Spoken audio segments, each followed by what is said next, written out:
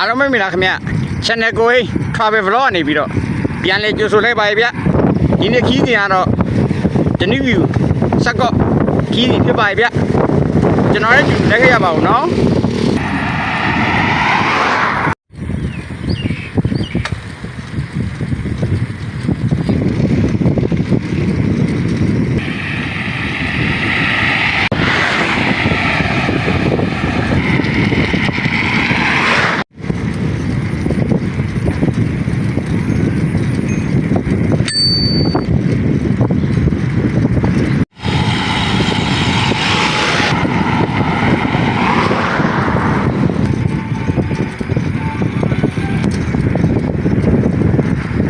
အခုဆိုရင်စက်ကော့ရောက်ပါပြီဗျ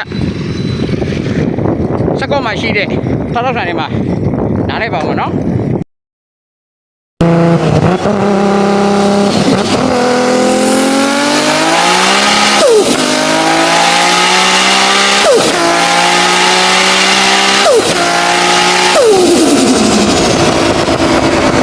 ဒီဆိုင်မှာခဏလေးနားလိုက်ပါဦးဗျ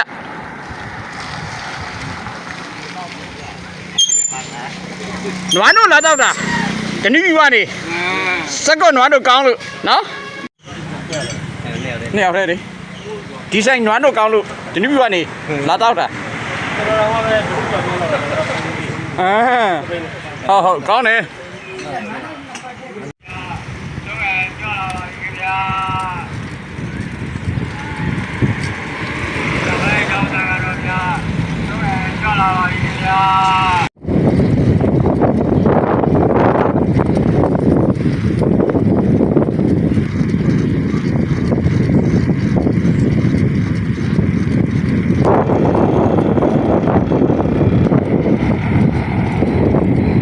မိုးရွာလာလို့